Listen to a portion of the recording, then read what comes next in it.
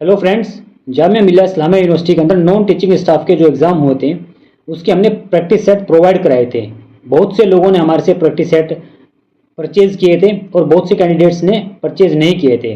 और बहुत लोगों के कमेंट भी आए, मेरे पास मैसेज भी आया कि सर जो भी प्रैक्टिस सेट आपने प्रोवाइड कराए थे वो प्लीज़ हमें यूट्यूब के ऊपर या जैसे भी आप हमें वो प्रोवाइड करा दीजिएगा।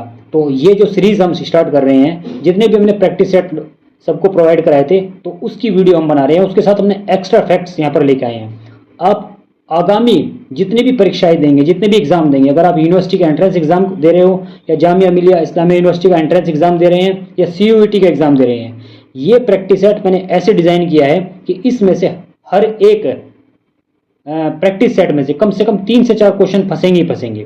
तो ऐसा ये मतलब फंसने की संभावनाएं रहेंगी। तो आप इस वीडियो को लास्ट तक ज़रूर देखिएगा, बहुत आपको बेनिफिट मिलेगा इस वीडियो से। तो चलिए बिना टाइम वेस्ट किए हम आगे बढ़ते हैं। तो सबसे पहला क्वेश्चन यहाँ पर दिया गया है, directive principle are inspired from, जो हमारे DPSP है वो किस देश से लिया गया है? तो वो आयरलैंड के संविधान से लिया गया है। तो एक्स्ट्रा फैक्ट्स की यहाँ पर बात कर लेंगे। Directive principles of state policy भारतीय संविधान के भाग 5 में दिए गए हैं। ये आयरलैंड के संविधान से लिए गए हैं। इसका उद्देश्य भारत में सामाजिक और आर्थिक न्याय स्थापित करना है। डायरेक्टिव प्रिंसिपल न्यायालय द्वारा लागू नहीं किए जा सकते, मतलब डायरेक्टिव प्रिंसिपल जो होते हैं वो कोर्ट के द्वारा लागू नहीं किए जा सकते। तो डॉक्टर भीमराव अंबेडकर ने इन्हें इंस्ट्रूमेंट ऑफ इंस्ट्रक्शंस कहा है। तो डायरेक्टिव प्रिंसिपल्स, सीधी बात हम यहाँ पर बात करेंगे तो डायरेक्टिव प्रिंसिपल जो DPSP लिए गए हैं वो आयरलैंड के संविधान से लिए गए हैं।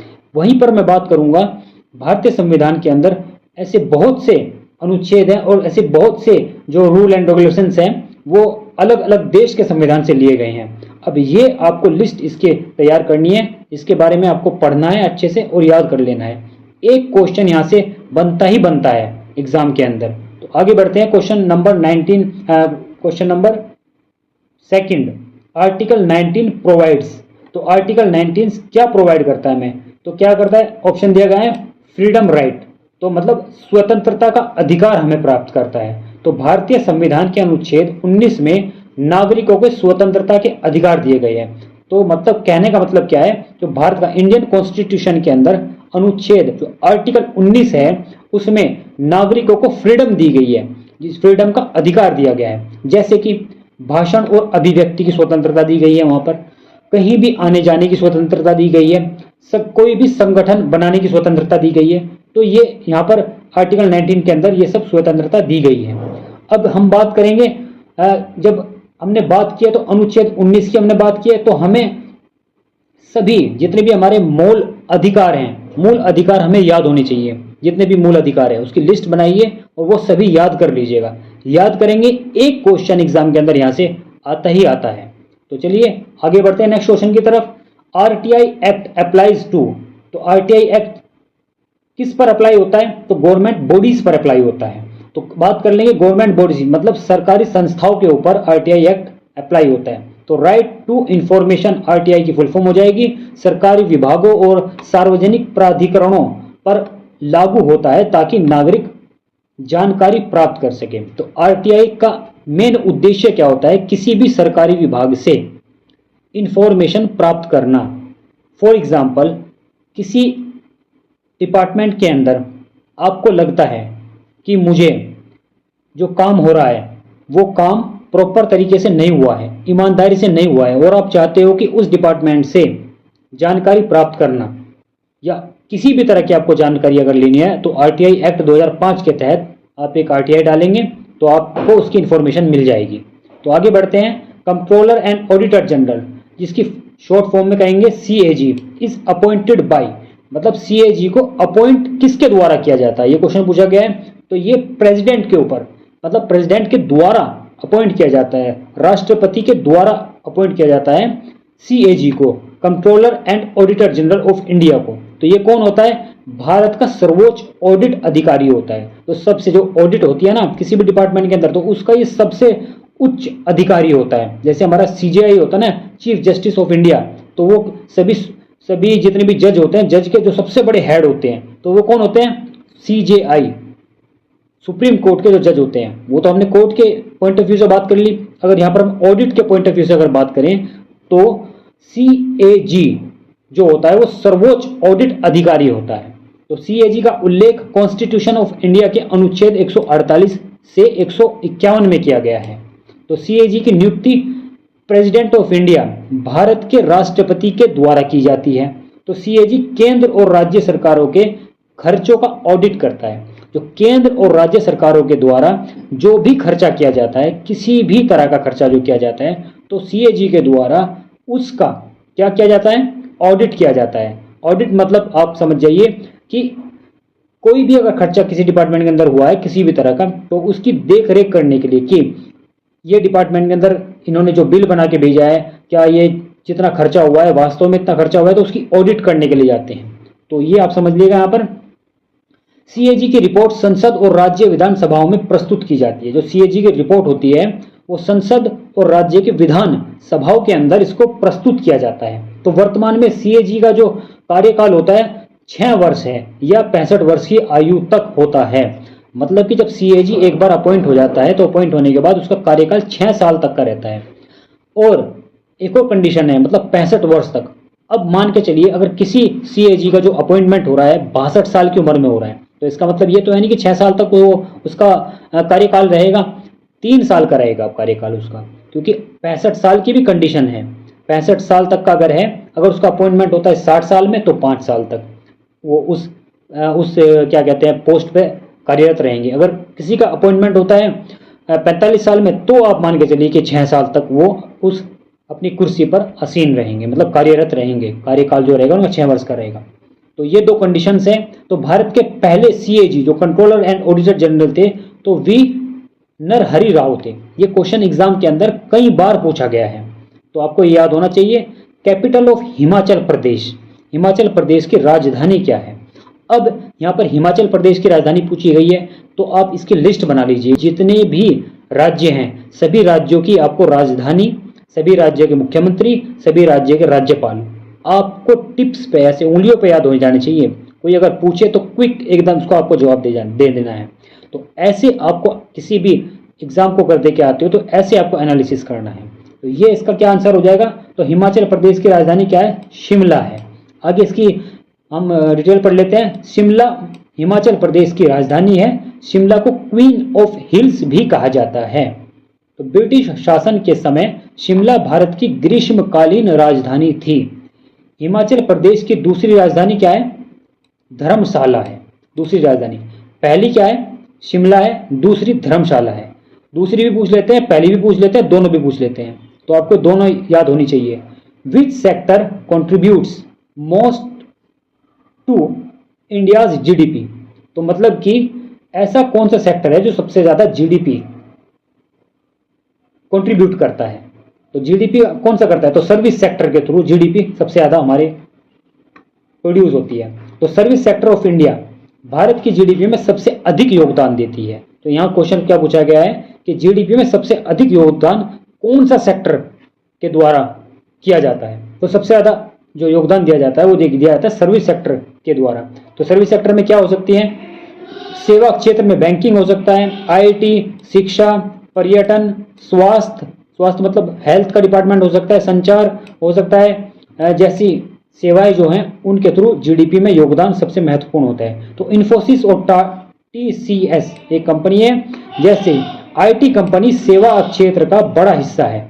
तो भारत की GDP में सेवा क्षेत्र का योगदान लगभग 50% से अधिक है। तो ये आपको पता होना चाहिए। कृषि क्षेत्र सबसे अधिक लोगों को रोजगार देता है, मतलब कि एग्रीकल्चर सेक्टर सबसे ज्यादा भारत के अंदर लोगों को रोजगार प्रोवाइड कराता है, लेकिन GDP में उसका योगदान सेवा क्षेत्र से कम है। GDP में कृषि का योगदान कम है, लेकिन सेवा क्षेत्र का जो है GDP में 50% से अधिक योगदान है। ये आपको पता होना चाहिए। इंडिया विश्व की तेजी से बढ़ती अर्थव्यवस्था में से एक है। जो भारत है हमारी तेजी से बढ़ती अर्थव्यवस्था में से एक है, ये याद होना चाहिए। अब बात करेंगे यूनेस्को का हेडक्वार्टर कहाँ पर है? तो यूनेस्को का हेडक्वार्टर पेरिस में है, ये आपको पता होना चाहिए। अब यहाँ पर क्वेश्चन क्या बनता है? अब यूनेस्को का क्वेश्चन पूछा गया है, आपको यूएनओ का हेडक्वार्टर पता होना चाहिए, डब्ल्यूटीओ का हेडक्वार्टर आपको पता होना चाहिए, डब्ल्यूएचओ का हेडक्वार्टर पता होना चाहिए। जितने भी इंटरनेशनल और नेशनल हेडक्वार्टर्स हैं ये आपको लिस्ट बना लेनी है, ये आपको याद होनी चाहिए। आगे बढ़ते हैं। तो यूनेस्को का पूरा नाम क्या है? United Nations educational, scientific and cultural organisation इसकी फुल फॉर्म है। तो यूनेस्को की स्थापना 1945 में हुई थी, तो ये आपको याद होना चाहिए। इसका मुख्य उद्देश्य क्या है? तो विज्ञान और संस्कृति को बढ़ावा देना इसका मुख्य उद्देश्य है। पेरिस को सिटी ऑफ लाइट भी कहा जाता है। अब यहाँ पर पेरिस को सिटी ऑफ लाइट क्यों बोल दिया? क्योंकि क्वेश्चन क्या है, यूनेस्को का हेडक्वार्टर कहाँ पर है? तो पेरिस के अंदर है। तो पेरिस को क्या कहते हैं? सिटी ऑफ लाइट भी कहा जाता है। तो भारत के कई स्थल जो यूनेस्को वर्ल्ड हेरिटेज साइट में शामिल है, जैसे ताजमहल और कुतुब मीनार। अब आपको एक क्वेश्चन और यहाँ पर बन जाता है। तो यूनेस्को की जितनी भी वर्ल्ड हेरिटेज साइट्स हैं उसकी लिस्ट बनाइए, लिस्ट बना के उसको अपनी कॉपी में नोट्स बना के लिख लीजिए और उसको याद कीजिए। एक क्वेश्चन यहाँ से बनता है। तो ऐसे तैयारी करेंगे, ऐसी तैयारी अगर आप करोगे तो एग्जाम के अंदर आपके नंबर कटने की संभावनाएं बहुत कम हो जाएंगी। तो इसरो वाज एस्टेब्लिश्ड इन, मतलब इसरो की स्थापना कब हुई? तो 1969 में इसरो की स्थापना हुई। वहीं पे बात करते हैं तो इसरो की फुल फॉर्म क्या है? इंडियन स्पेस रिसर्च ऑर्गेनाइजेशन की स्थापना 15 अगस्त 1969 को हुई थी। 1969 को इसरो की स्थापना हुई थी। तो इसरो का मुख्यालय कहाँ पर है? तो ये बेंगलुरु के अंदर है। तो इसरो के संस्थापक किसे माना जाता है? तो विक्रम साराभाई को इसरो का संस्थापक माना जाता है। भारत का पहला उपग्रह आर्यभट्ट 1975 में लॉन्च किया गया था। चंद्रयान 3 की सफल लैंडिंग के बाद भारत चंद्रमा के दक्षिण ध्रुव पर पहुंचने वाला पहला देश बना। ये आपको याद होना चाहिए। तो आर्टिकल 32 इज कॉल्ड, तो आर्टिकल 32 को क्या या किस नाम से जाना जाता है? तो मतलब कि हार्ट ऑफ द कॉन्स्टिट्यूशन, मतलब संविधान की आत्मा भी इसको कहते हैं। Soul of constitution, soul of constitution और हार्ट ऑफ कॉन्स्टिट्यूशन, संविधान का दिल और संविधान की आत्मा भी इसको, इन दोनों को कहा जाता है। तो अब बात करेंगे, बी आर अम्बेडकर ने अनुच्छेद 32 को संविधान का हार्ट एंड सोल कहा था। तो article 32 of the constitution of India नागरिकों को सीधे सुप्रीम कोर्ट ऑफ इंडिया जाने का अधिकार देता है। यह मौलिक अधिकारों की रक्षा के लिए सबसे महत्वपूर्ण अनुच्छेद है। अनुच्छेद 32, आर्टिकल 32 के तहत सुप्रीम कोर्ट रिट जारी कर सकते हैं। तो रिट कितने प्रकार की होती है? 5 प्रकार की होती है। एक क्वेश्चन यहां से सीधा सीधा पूछा जाता है, रिट कितने प्रकार की होती है? तो हैबिस कॉर्पस, मैंडमस, प्रोहिबिशन और सर्टियररी और क्यू वारंटो, ये सब होते हैं। इसके बारे में आपको थोड़ा सा आपको ओवरव्यू लेना है, पढ़ना है इसके बारे में। आप पढ़ेंगे तो कई बार ऐसे भी पूछ लेते हैं कि हैबिस कॉर्पस क्या है, मैंडमस क्या होता है, प्रोहिबिशन क्या होता है, क्यू वारंटो क्या होते हैं। तो ये आपको पता होने चाहिए इसके बारे में। तो आगे बढ़ते हैं। फर्स्ट लोकसभा स्पीकर कौन थे? तो जीवी मावलिंकर फर्स्ट लोकसभा स्पीकर थे। आगे बढ़ते हैं, इनका जो पूरा नाम है गणेश वासुदेव मावलिंकर स्वतंत्र भारत के पहले लोकसभा के स्पीकर थे। तो ये पता होना चाहिए आपको। उन्हें फादर ऑफ लोकसभा भी कहा जाता है। किसको? जीवी मावलिंकर को। जीवी मतलब गणेश वासुदेव मावलिंकर को फादर ऑफ लोकसभा भी कहा जाता है। तो उन्होंने 1952 से 1956 तक लोकसभा स्पीकर के रूप में कार्य किया। जो उनका कार्यकाल रहा लोकसभा स्पीकर के तौर पर 1952 से 1956 के टाइम पीरियड के बीच में वो लोकसभा के स्पीकर रहे थे। आगे बढ़ते हैं। लोकसभा स्पीकर सदन की कार्यवाही को संचालित करता है। जो सदन की कार्यवाही होती है वो लोकसभा स्पीकर के द्वारा की जाती है, मतलब उसको संचालित की जाती है। स्पीकर का पद भारतीय संसदीय लोकतंत्र में अत्यधिक महत्वपूर्ण माना जाता है। मतलब स्पीकर का जो पद होता है भारतीय संसदीय लोकतंत्र के अंदर सबसे महत्वपूर्ण पद एक माना जाता है। तो आगे बढ़ते हैं। तो करेंसी ऑफ चाइना, चाइना की करेंसी क्या है? अब एक क्वेश्चन यहां पर और बन जाता है। जितने भी विश्व के अंदर कंट्रीज हैं, इंपोर्टेंट कंट्रीज, उनकी आपको कैपिटल याद होनी चाहिए। खास तौर पे जो भारत की आस पड़ोस की जो कंट्रियां हैं उनकी आपको करेंसी, उनकी राजधानी याद होना चाहिए। एक क्वेश्चन बन जाता है, यहां से बनता ही बनता है एग्जाम के अंदर। तो बात करते हैं। तो करेंसी ऑफ चाइना, चाइना की करेंसी क्या है? तो यहाँ पर युआन चाइना की करेंसी है। चाइना की मुद्रा जिसको बोलते हैं का आधिकारिक नाम रेनबिंगबी, तो RMB है, जबकि युआन उसकी मुख्य इकाई है। तो मतलब मुख्य इकाई है इसकी। युआन का प्रतीक क्या होता है, ऐसा होता है इसका मतलब सिंबल, जैसे हमारा उसका होता है ना रुपये का आर रे बना करके उसको ऐसे काट दिया जाता है, तो वो सिंबल है हमारा रुपये का। तो चीन का जो केंद्रीय बैंक है उसे पीपल्स बैंक ऑफ चाइना के नाम से जाना जाता है, याद होना चाहिए। तो चीन की जो राजधानी है वो बीजिंग है। चीन विश्व की सबसे बड़ी अर्थव्यवस्था में से एक है। एक क्वेश्चन ये हो गया। दूसरा क्वेश्चन यहाँ पे बनेगा कि विश्व में सबसे ज्यादा जनसंख्या वाला देश कौन सा है, तो चाइना सबसे ज्यादा विश्व में जनसंख्या वाला देश है। एक बार आपको ये कंफर्म करना है, कुछ समय पहले भारत भी प्रथम पर आ गया था, अभी भी क्या भारत जनसंख्या में दूसरे स्थान पर है या पहले स्थान पर है, ये आपको जाके चेक करना है, ठीक है। चीन विश्व की सबसे बड़ी अर्थव्यवस्था में से एक है, ये हमने बात कर ली। राज्यसभा का टेन्योर क्या होता है, तो राज्यसभा का टेन्योर क्या होता है, परमानेंट बॉडी है राज्यसभा, मतलब राज्यसभा को हम स्थायी सदन कहते हैं। स्थायी सदन मतलब परमानेंट बॉडी होती है, इसको कभी भंग नहीं किया जा सकता। लोकसभा क्या होती है, वो परमानेंट नहीं होती, वो अस्थायी सदन होता है। तो यहां पर बात करते हैं राज्यसभा कभी भंग नहीं होती, इसलिए इसे परमानेंट हाउस कहा जाता है। इसके सदस्यों का कार्यकाल, राज्यसभा के सदस्यों का जो कार्यकाल होता है 6 साल का होता है, और लोकसभा के सदस्यों का कार्यकाल 5 साल का होता है। एग्जाम के अंदर सीधा सीधा पूछा जाता है। अब याद करने का तरीका क्या है जिससे कि आप भूलोगे नहीं। राज्यसभा क्या होती है, अपर हाउस होती है राज्यसभा, अपर हाउस। अपर का कार्यकाल ज्यादा 6 साल। लोअर हाउस क्या होती है, लोकसभा, लोकसभा का कार्यकाल कम। तो ऐसे आपको याद रख लेना है। एग्जाम के अंदर क्वेश्चन पूछा ही पूछा जाता है, इसमें से 90% एग्जामिनेशन के अंदर यहां से क्वेश्चन बनता ही बनता है। तो आगे बढ़ते हैं। तो इसके सदस्य का कार्यकाल 6 वर्ष होता है। हर 2 वर्ष में लगभग 1/3 सदस्य रिटायर होते हैं, मतलब राज्यसभा से हर 2 साल के बाद जितने भी राज्यसभा के सदस्य होते हैं उनका 1/3 भाग रिटायर हो जाते हैं, पद मुक्त जिसको बोल देते हैं, रिटायर हो जाते हैं। Vice president of India Rajya Sabha के पदेन सभापति होते हैं। तो वाइस प्रेसिडेंट क्या होते हैं, राज्यसभा के पदेन सभापति होते हैं, ये याद होना चाहिए आपको। राज्यसभा को काउंसिल ऑफ स्टेट्स भी कहा जाता है। राज्यसभा को क्या कहते हैं, काउंसिल ऑफ स्टेट्स के नाम से भी जाना जाता है। तो नेशनल बर्ड ऑफ इंडिया, ये तो भाई आपको सबको पता है, इसके ऊपर तो मैं बात करने की जरूरत ही नहीं है। तो पीकॉक इसका राइट आंसर हो जाएगा।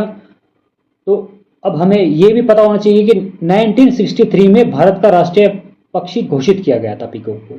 ये आपको बस ये एक्स्ट्रा फैक्ट याद करना है। पीकॉक सबको याद है, लेकिन कब घोषित किया गया था, तो 1963 में पीकॉक को भारत का राष्ट्रीय पक्षी घोषित किया गया था। तो मोर का वैज्ञानिक नाम आपको पता होना चाहिए, पावो क्रिस्टेटस इसका वैज्ञानिक नाम है। वैज्ञानिक मतलब साइंटिफिक नेम, जैसे कि मानव का साइंटिफिक नेम होता है होमो सैपियंस, उसी तरह से आपको इंपॉर्टेंट चीजें जो भी हैं उनके साइंटिफिक नेम आप याद कर लेंगे तो आप एग्जाम में पूछ लेते हैं कई बार। मोर अपने सुंदर पंखों और नृत्य के लिए प्रसिद्ध है, ठीक है।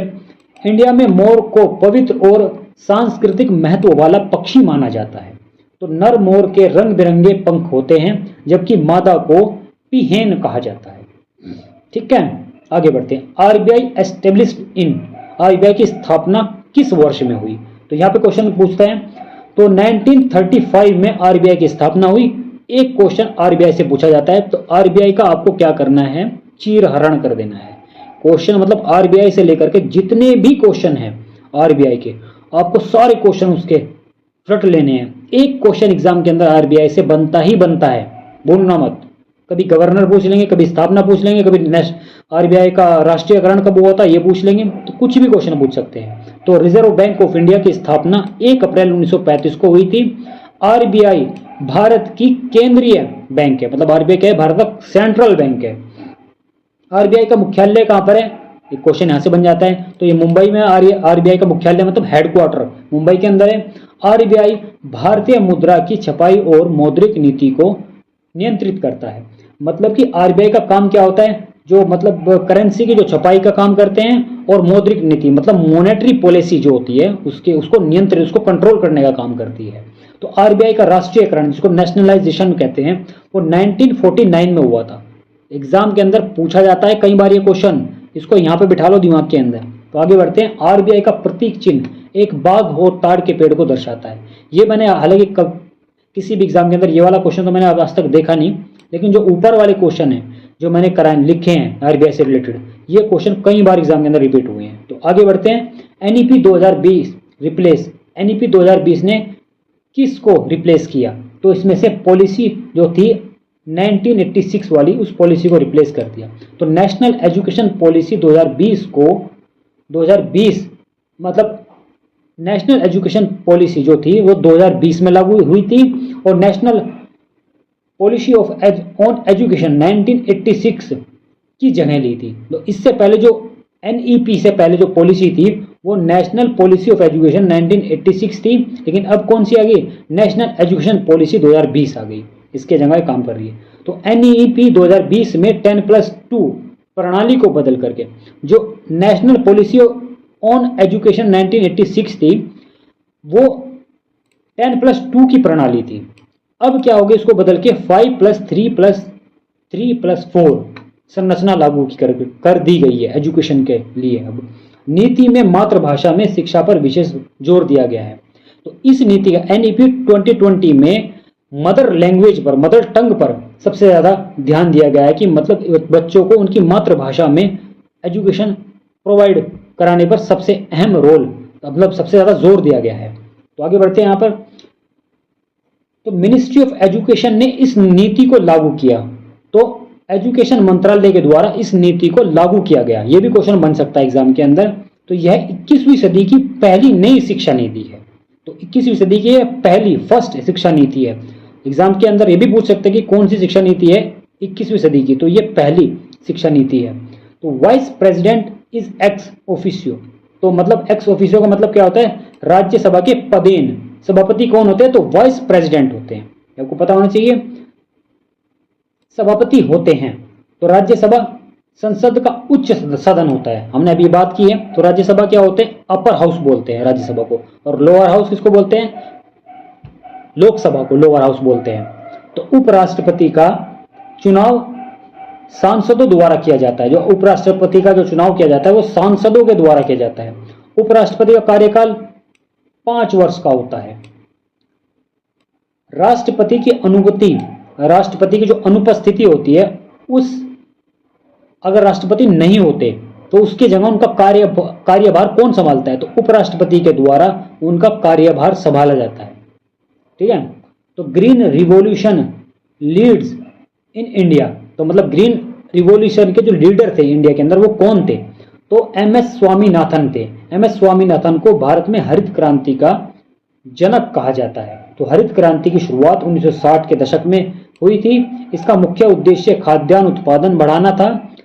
उच्च उपज वाले बीज HYP सीड्स और आधुनिक कृषि तकनीकों का उपयोग हरित क्रांति की विशेषता थी। तो नॉर्मन बोरलॉग को विश्व में ग्रीन रिवॉल्यूशन का जनक माना जाता है। एग्जाम के अंदर यहां से भी एक क्वेश्चन बनता है। भारत के अंदर अगर पूछें ग्रीन रिवॉल्यूशन, हरित क्रांति के जनक कौन थे? तो ये एम एस स्वामीनाथन को कहा जाता है। विश्व में अगर पूछा जाए तो नॉर्मन बोरलॉग हरित क्रांति के जनक माने जाते हैं। ठीक है। तो पंजाब हरित क्रांति से सबसे अधिक लाभ पाने वाले राज्यों में से एक है। तो हरित क्रांति का सबसे ज्यादा जो लाभ पाने वाला राज्य है वो है पंजाब, याद होना चाहिए आपको। आगे पढ़ते हैं। First president of India. तो भारत के प्रथम राष्ट्रपति कौन थे? तो डॉक्टर राजेंद्र प्रसाद भारत के प्रथम राष्ट्रपति थे। और प्रथम प्रधानमंत्री की बात करेंगे तो पंडित जवाहरलाल नेहरू भारत के प्रथम प्रधानमंत्री थे। राजेंद्र प्रसाद भारत के प्रथम राष्ट्रपति थे। राजेंद्र प्रसाद भारत के प्रथम राष्ट्रपति थे। उन्हें 26 जनवरी 1950 को राष्ट्रपति का पद संभाला उन्होंने। तो वे भारत के एकमात्र राष्ट्रपति थे जिन्होंने 2 कार्यकाल पूरे किए। मतलब 2 कार्यकाल तक भारत के राष्ट्रपति डॉक्टर राजेंद्र प्रसाद जी रहे। इंडिया के संविधान निर्माण में उनका भी महत्वपूर्ण योगदान रहा। उनका जन्म बिहार में हुआ था। एग्जाम में पूछ लेते हैं कई बार। कॉन्स्टिट्यूशन कम्स इनटू फोर्स, मतलब संविधान भारत में 26 जनवरी 1950 को लागू हुआ। इसी दिन भारत एक गणराज्य बना।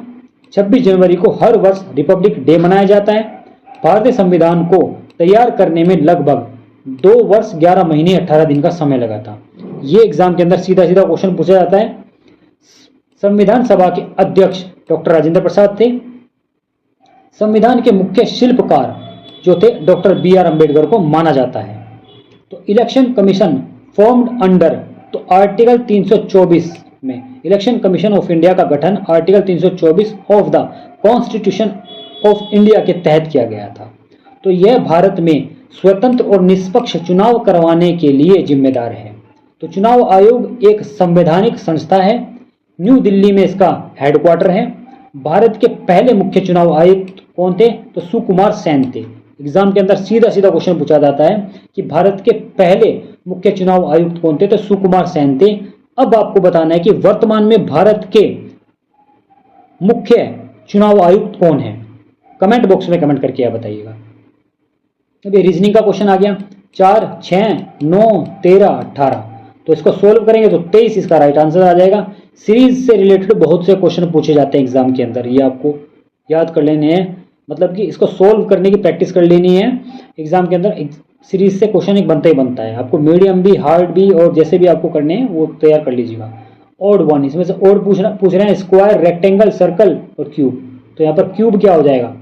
इसका राइट आंसर हो जाएगा यहाँ पर। मतलब ऑड वन इसमें से कौन सा है? तो कैट, सी कैट का हो गया DBU और डॉग का क्या हो जाएगा? C से D बना ABTU।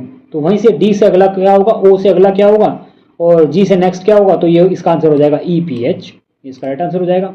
तो मिरर इमेज मतलब कि शीशे में मैथ्स को कैसे देखेंगे? तो मिरर जो होती है वो यहाँ पर मिरर लगता है, ऐसे यहाँ पे ऐसे मिरर लगेगा तो इसकी मिरर इमेज ऐसे बनेगा। अगर मिरर इमेज पूछेगा तो मिरर आपको ऐसे रख देना है और यहाँ पर उसका मिरर इमेज बना दी है। तो H यहाँ पर आ जाएगा, T इससे आगे आ जाएगा, A यहाँ से आ जाएगा और M यहाँ पर आ जाएगा। तो इसका राइट आंसर क्या हो जाएगा? HTAM।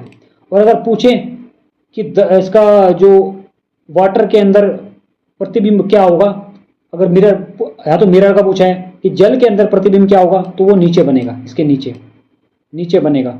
ठीक है, उसका उल्टा बना देना तो वो उसका पानी में बनने वाला प्रतिबिंब हो जाएगा उसका। A बड़ा है B से और B छोटा है C से, तो रिलेशन क्या हो जाएगा? कैन नॉट बी से। इसके बारे में कुछ कह नहीं सकते भाई। ठीक है, सोल्व करके देखिएगा। तो 2, 5, 11, 23 ये हमने सोल्व किया तो क्या आ गया? 47 आ गया। तो मिसिंग नंबर पूछा है यहाँ पर 3, 9, 27 और 21। तो 3 का मल्टीप्लाई हुआ कितना हुआ? 3 3 9, 3 3 जा 9, 9 3 जा 27, 27 3 जा 81, 81 3 जा 243। राइट आंसर हो जाएगा यहाँ पर। तो यहाँ से और पूछना है रोज, टूलिप, सनफ्लावर, मैंगो। तो मैंगो अलग हो जाएगा। तो ये तो सब क्या हो गया? फ्लावर हो गए ऊपर और ये क्या हो गया? ये फ्रूट हो गया। तो पेन का हो जाएगा 35 और बुक का क्या होगा? इसको सोल्व करके देख लीजिएगा क्या होगा। चलिए आगे बढ़ते हैं। फादर्स, सिस्टर्स, तो आंसर क्या हो जाएगा? आंट हो जाएगा। ये आपको याद रखना है। क्वेश्चन इसको सोल्व करेंगे आप। ब्लड रिलेशन के क्वेश्चन, इजी क्वेश्चन आप कर लेंगे इसको। तो अल्फाबेट BEH, नेक्स्ट क्या हो जाएगा? BABCDEFGH, दो छोड़ रहे हैं तो क्या हो जाएगा? K इसका राइट आंसर हो जाएगा यहाँ पर। तो 4 × 5 25, 5 × 6 इक्वल टू क्या हो जाएगा? 4 का मल्टीप्लाई करके इन्होंने क्या बता दिया? 29 बताया है। तो 5 का मल्टीप्लाई करके क्या हो गया? क्या हो जाएगा बताइए? 49 इसका राइट आंसर हो जाएगा यहाँ पर। सोल्व करके देखना।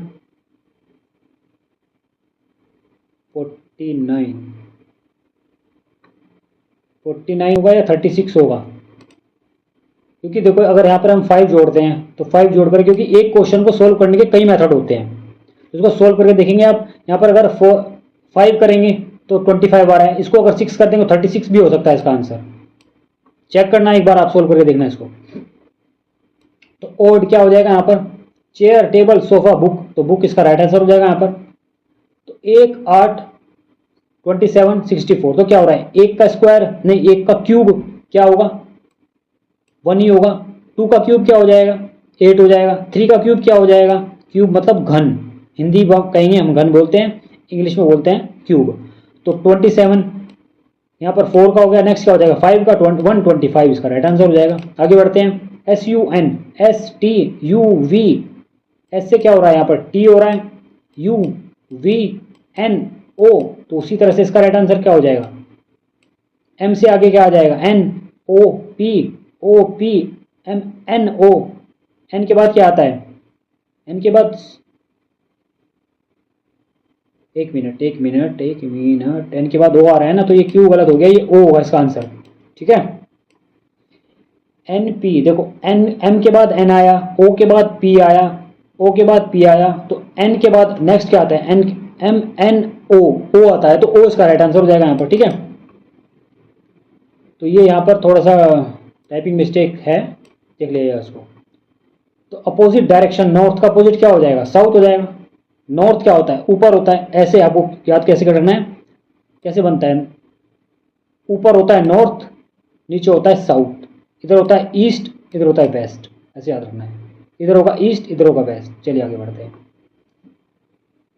ओड, कार, बस, ट्रेन, एरोप्लेन, सीधी बात है, ये सब रोड पे चलते हैं, ये हवा में उड़ता है, एरोप्लेन बिल्कुल अलग हो गया है। चलिए आगे बढ़ते हैं। A1, तो Z क्या हो जाएगा 26। आप जब A को नंबरिंग देंगे ना इनकी, तो ऐसे आपको ये याद तो होगा ही। आप एग्जाम के अंदर जब सोल्व करने बैठते हैं तो रफ पेज पे या तो याद कर लीजिए, या रफ पेज पे पहले लिख लीजिए, A से स्टार्ट कीजिए, N तक लिखिए, फिर नीचे करिए M से फिर उल्टा ऐसे स्टार्ट कीजिए। तो 1 से लेकर के आपको 14 तक 13 तक कर देना है, 13 से फिर नीचे 14 से लेकर के 26 तक कर देना है। ऐसे क्या होगा कि आपको अपोजिट का भी पता लग जाएगा कि एक का कई बार क्या क्या दे देते हैं एग्जाम के अंदर, तो A26 दे देते हैं, तो A का मतलब ये Z का जो नंबरिंग दे देंगे वो 20 A को दे देंगे, और A की नंबरिंग दे देते हैं Z को। तो उस तरीके से भी आपको याद कर लेना है। तो सीरीज 5, 15, 45, तो 5 की 3 में मल्टीप्लाई की 15 हुआ, 15 की 3 में मल्टीप्लाई की 45 हो गया, और 45 की 3 में मल्टीप्लाई किया करेंगे हम, क्या हो जाएगा 135। हाँ यही हो जाएगा, ठीक है। चलिए, मंडे, ट्यूसडे, फ्राइडे, जनवरी है सबसे अलग, ये डेज का नाम है, ये मंथ का नाम दे दिया, मैथ्स का क्वेश्चन दे दिया। ये जोड़ने का कर लेंगे आप, आगे बढ़िए। डिवाइड करने का ये भी कर लेंगे आप, 25 आ जाएगा, इसको कर लेंगे, ये भी बहुत ईजी है, 90 क्वेश्चन हो गया, 90 आंसर हो गया इसका मतलब। 144 मतलब कि 12 का स्क्वायर होता है, आपको याद है, कर लेंगे इसको, स्क्वायर रूट याद कर लेने आपको, कम से कम 20 या 30 तक तो याद कर लेने हैं। 2/3 इसको जोड़ेंगे तो क्या आ जाएगा 19/15 आ जाएगा। चलिए इसको भी आप सोल्व कर लेंगे। 180, 360 का 50% पूछा है इसने, तो कितना हो जाएगा 180 हो जाएगा। तो 15 की मल्टीप्लाई क्या होगा 2 to 5, स्क्वायर पूछ लिया इसने, इसमें से इसको घटाएंगे तो 625 आ गया, ठीक है। 9 × 8, 9 8 जा 72, 9 8 72, ग्रामीण भाषा में हमने पढ़ा है इसको हिंदी में। तो 45 डिवाइड बाई 5 9 आ जाएगा। चलिए आगे बढ़ते हैं। 300 का 30% कितना होगा, तो 90 हो जाएगा। आगे बढ़ते हैं, 90 होगा ना, ठीक है। तो 6 का क्यूब क्या हो जाएगा, तो 212 हो जाएगा। आपको याद है तो सीधा सीधा आप करके भी आगे होंगे, एग्जाम के अंदर कर दोगे। तो 0.75 प्लस 0.25 इन दोनों को जोड़ेंगे क्या हो जाएगा 1, इसका आंसर आ जाएगा। ऐसे छोटे छोटे माइनर से मिस्टेक करके आते हैं। अगर ये दे देना कि 0.0005 को जोड़िए 0.00001 से, तो इस तरह के क्वेश्चन हम ओवर कॉन्फिडेंस में गलत करके आ जाते हैं। तो इसको जोड़ देंगे आप, तो हो जाएगा 200 आ गया, 200 आंसर आ जाएगा इसका। 3/4 60 आ जाएगा इसका, ठीक है। ये भी आप कर लेंगे सोल्व, ये भी हो जाएगा, मल्टीप्लाई करना है, ये भी आप कर लेंगे सोल्व। ये छोटे छोटे क्वेश्चन की ज़्यादा से ज़्यादा प्रैक्टिस करेंगे तो आपकी क्या होगी, कैलकुलेशन स्ट्रॉन्ग होती है। 8 आ जाएगा इसका। 11 का स्क्वायर क्या हो जाएगा 121 हो जाएगा। इंग्लिश का क्वेश्चन पूछा है सिनोनिम्स ऑफ ब्रेव, सिनोनिम्स मतलब इसका समानार्थी क्या हो जाएगा बोल्ड, ठीक है। एंटोनिम मतलब उल्टा। इंक्रीज का क्या हो जाएगा decrease. He has completed work. आगे बढ़ते हैं। करेक्ट स्पेलिंग क्या होगी यहाँ पर, अकर्ड, OCCURRED ये हो जाएगा। तो पास्ट ऑफ राइट का क्या हो जाएगा wrote. She goes to market, B इसका राइट आंसर हो जाएगा। I have finished my work, ठीक है। Synonyms of small, tiny. Antonym of strong, strong का उल्टा क्या होगा, विलोम क्या होगा, मतलब वीक हो जाएगा। चलिए, he is playing, plural of mouse, mice. Article an और, शी सिंग्स वेल, तो सिंग्स आ गया यहाँ पर, क्या हो जाएगा, ये वर्ब पूछा है इसने, तो वर्ब क्या हो गया यहाँ पर, सिंग्स हो गया। अपोजिट ऑफ रिच, रिच का उल्टा क्या हो जाएगा, पुअर। करेक्ट सेंटेंस क्या हो जाएगा पर, दे आर हियर, ये हो जाएगा। अंधकार का विलोम क्या हो जाएगा, तो अंधकार का प्रकाश विलोम हो जाएगा। नदी का पर्यायवाची क्या हो जाएगा, सरिता, ठीक है। साहसी का अर्थ क्या है, बहादुर। राम खाना खाता है, वाक्य प्रकार है किसका, कथन। सही वर्तनी, समझ। सही मतलब इसने पूछा है कि इनमें से सही लिखा कौन सा है, तो जल का पर्यायवाची क्या होता है, पानी होता है। ऊंचा का विलोम क्या होता है, नीचा। तो ऊंचा का विलोम क्या हो जाएगा, नीचा हो जाएगा, ठीक है। तो बालिका का अर्थ क्या होता है, लड़की। बालिका मतलब लड़की, बालक मतलब लड़का। खुश का विलोम क्या हो जाएगा, दुखी। विद्यालय का पर्यायवाची क्या होता है, स्कूल, ठीक है, ये उर्दू का है। इल्म का मतलब, ये क्या लिखा है, तालीम, तालीम होता है। उर्दू के क्वेश्चन खुद से सोल्व कर लेना, मुझे उर्दू इतनी नहीं आती। चलिए इसको पढ़ के देख लीजिएगा, आंसर भी मैंने इसके दिए हैं इसके नीचे। तो RTI reply time limit, RTI की जो रिप्लाई करने की टाइम लिमिट क्या होती है, 13 डेज होती है। तो राइट टू इंफॉर्मेशन एक्ट के तहत सामान्यतः 30 दिनों के भीतर जानकारी देना अनिवार्य है। तो 30 दिन के अंदर आपको आरटीआई का जवाब देना पड़ेगा। अगर आप किसी डिपार्टमेंट के अंदर काम कर रहे हैं या आपने आरटीआई कहीं से मांगी है, तो आपको 30 दिन के अंदर जवाब मिल जाना चाहिए। अगर आपको जवाब नहीं मिलता तो फिर आप उसके लिए अपील करेंगे, फर्स्ट अपील करेंगे। फर्स्ट अपील का जवाब नहीं मिलता फिर सेकंड अपील करेंगे, ठीक है। यदि मामला जीवन और स्वतंत्रता से जुड़ा हुआ है, मतलब किसी के जीवन और उसकी फ्रीडम से जुड़ा हुआ है, तो 48 घंटे के अंदर आपको सूचना देनी होगी, या आपको सूचना अगर किसी डिपार्टमेंट से आपने मांगी है तो 48 घंटे के अंदर वो डिपार्टमेंट आपको उसका जवाब देगा। चलिए, आरटीआई एक्ट 2005 में लागू हुआ।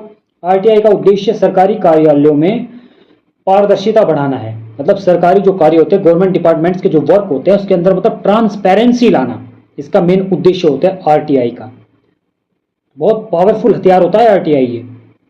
तो इंडिया में प्रत्येक सरकारी विभाग में पब्लिक इंफॉर्मेशन ऑफिसर नियुक्त किया जाता है, मतलब कि जो आरटीआई का जवाब देता है वो पीआईओ के द्वारा दिया जाता है, पब्लिक इंफॉर्मेशन ऑफिसर के द्वारा इसका जवाब दिया जाता है। तो नोटिंग ड्राफ्टिंग की बात करेंगे। नोटिंग क्या होती है, तो इंटरनल फाइल रिमार्क्स को क्या बोलते हैं हम, नोटिंग बोलते हैं। सरकारी कार्यालय में नोटिंग का अर्थ फाइल पर लिखी गई आंतरिक टिप्पणियां होती है। जो डिपार्टमेंटल जो काम करते हैं हम, वो नोटिंग के ऊपर करते हैं। तो नोटिंग का कलर कैसा होता है, वो ग्रीन कलर होता है। नोटिंग का उपयोग निर्णय लेने की प्रक्रिया को रिकॉर्ड करने के लिए किया जाता है।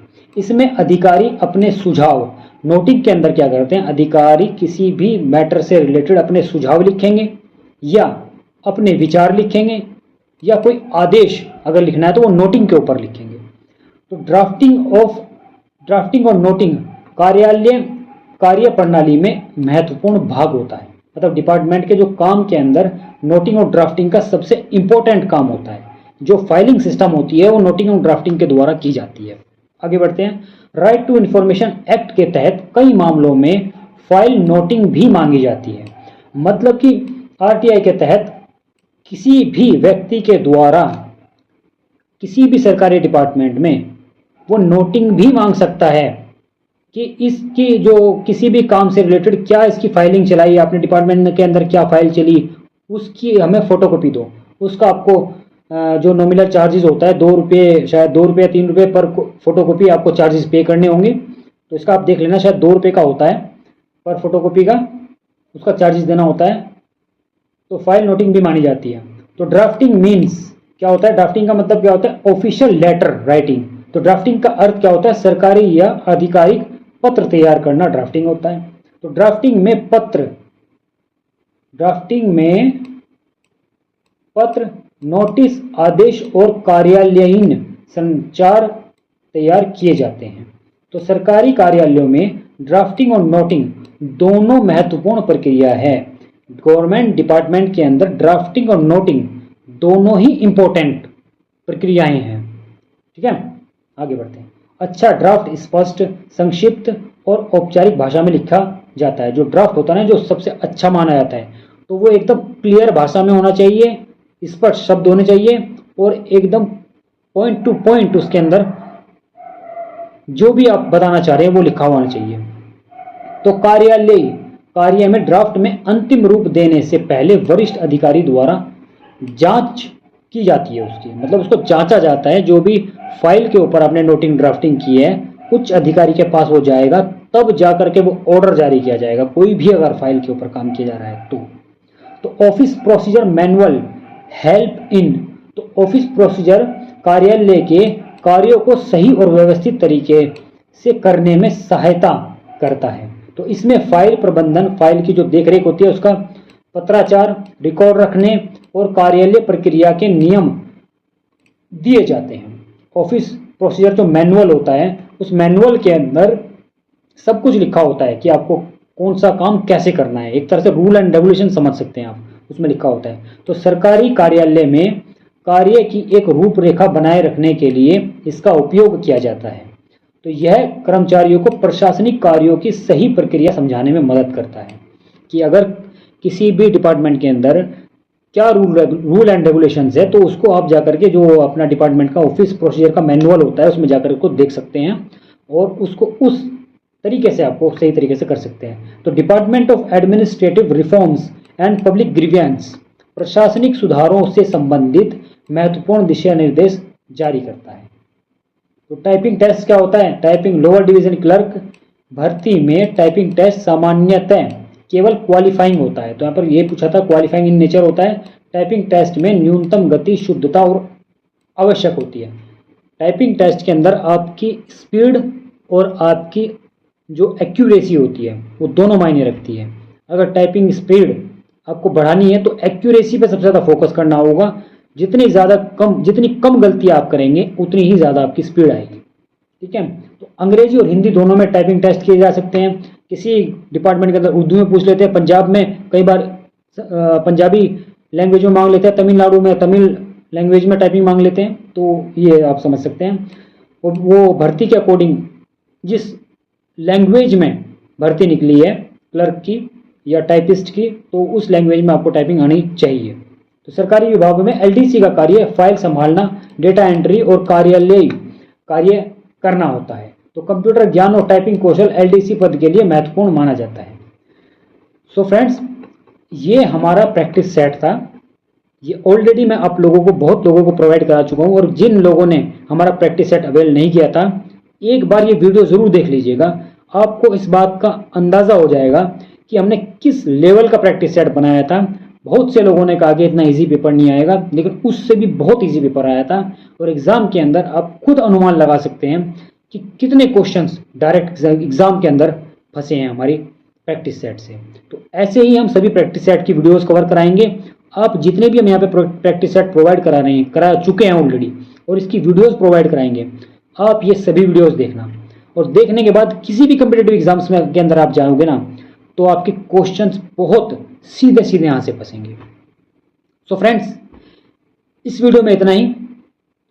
Thanks for watching.